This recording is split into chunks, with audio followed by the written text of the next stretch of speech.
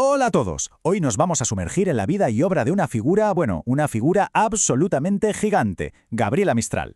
Y es que su historia va mucho más allá de la poesía. Es la increíble crónica de cómo una voz que venía de lo que llamaríamos la periferia acabó convirtiéndose en un referente, universal. A ver, para que entendamos bien de quién estamos hablando, vamos a empezar con una fecha. Una sola fecha, 1945. ¿Por qué este año? Bueno, porque fue un año que lo cambió absolutamente todo. Y no solo para ella, sino para la literatura de todo un continente. Pues sí, aquí está el motivo. En 1945, Gabriela Mistral gana el Premio Nobel de Literatura. Ojo, que esto puede sonar a un premio más, pero no lo era en absoluto. Fue un hito, gigantesco. Era la primerísima vez que la Academia Sueca le daba este reconocimiento a alguien de América Latina. Se acababa de romper una barrera cultural enorme. Y claro, esto nos lleva a la gran pregunta, ¿no? La pregunta clave de todo esto. ¿Cómo es posible? Como una mujer nacida en un pueblito remoto de Chile, sin ningún tipo de privilegio ni contactos, ¿cómo llega a la mismísima cima del mundo literario? Su vida es una historia alucinante, de talento puro, de resiliencia y de una convicción a prueba de todo. Así que, para responder a esa pregunta, tenemos que hacer lo que se hace en las buenas historias, rebobinar.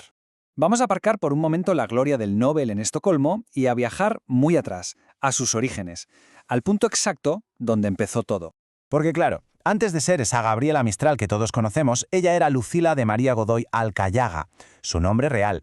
El nombre de Gabriela Mistral fue un seudónimo que ella misma eligió y lo hizo en honor a dos de sus poetas más admirados, Gabriele D'Annunzio y Frédéric Mistral. O sea que desde el principio ya estaba construyendo su propia identidad literaria.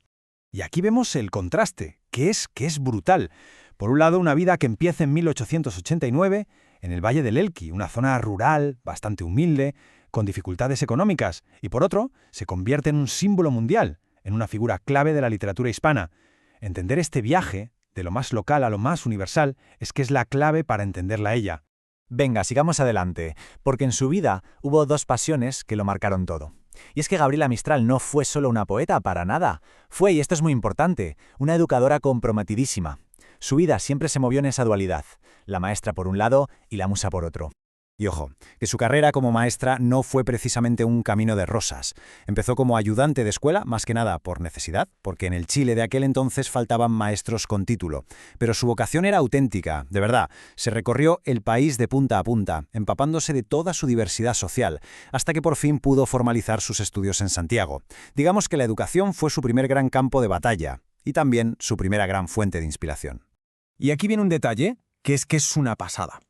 Cuando era directora de un liceo en Temuco, conoció a un chaval bastante tímido, un tal Neftalí Reyes. Pues bien, fue ella quien le descubrió a los grandes autores, quien le abrió las puertas de la literatura de verdad y le animó a escribir. ¿Y quién era ese joven?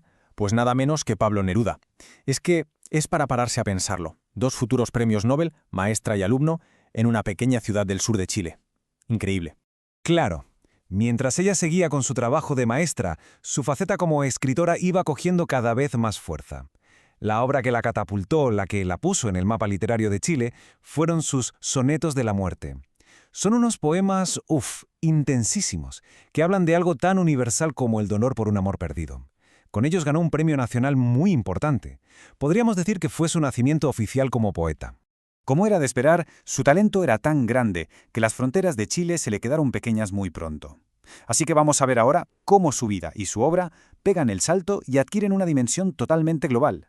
Cómo se convierte, de hecho, en una especie de embajadora cultural para todo el continente. A ver, esta cronología es súper importante para entender su salto internacional. El año 1922 es un punto de inflexión total. Por un lado, la invitan a México para participar en su gran reforma educativa y ese mismo año publica su primer librazo, Desolación, en Nueva York.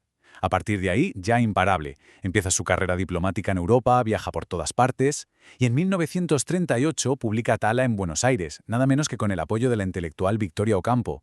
Su voz, en ese momento, ya no era solo la de Chile, era la voz de toda Hispanoamérica. Pero, y siempre hay un pero, ¿verdad? Todo este éxito, todo este reconocimiento mundial, convivía con una vida personal muy dura, marcada por la tragedia. Vamos a meternos ahora en esa dualidad tan compleja, ese contraste entre la gloria pública y el dolor privado, porque es algo que define tanto su vida como su poesía. Y con esto, volvemos al principio, al momento cumbre, 1945. Estocolmo. Aquella maestra de una zona rural de Chile está allí, recibiendo de manos del rey Gustavo V de Suecia el premio más importante de la literatura mundial. La imagen es potentísima. Es el triunfo, el reconocimiento a toda una vida dedicada a las palabras. Pero justo en ese momento de máxima gloria, la vida le da los golpes más duros. Tuvo que enfrentarse a un dolor inmenso. Primero, el suicidio de su gran amigo, el escritor Stefan Zweig, que estaba en Brasil huyendo del horror de la guerra en Europa. Y muy poco después, la muerte de su sobrino, Jinjin, a quien ella había criado y quería como si fuera su propio hijo.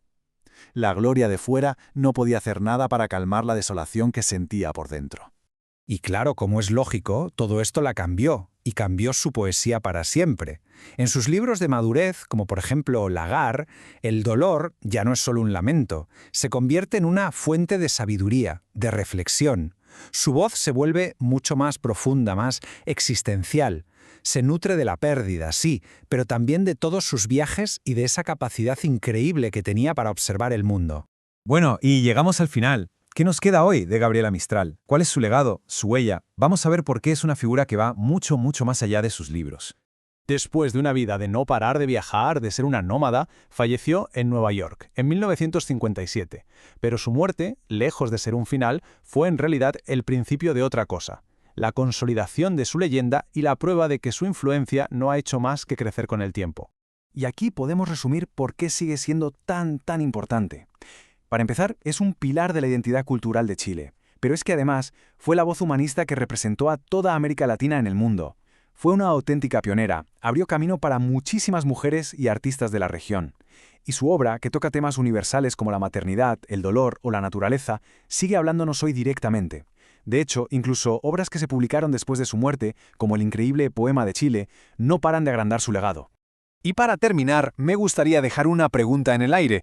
Si pensamos en toda su trayectoria, como maestra, como diplomática, como defensora de los derechos humanos y claro, como poeta, la pregunta es inevitable. ¿Fue Gabriela Mistral solo una poeta genial o fue algo más? Quizás la conciencia moral y cultural de todo un continente que en ese momento estaba buscando su propia voz en el escenario mundial. Ahí lo dejo. Muchísimas gracias por la atención.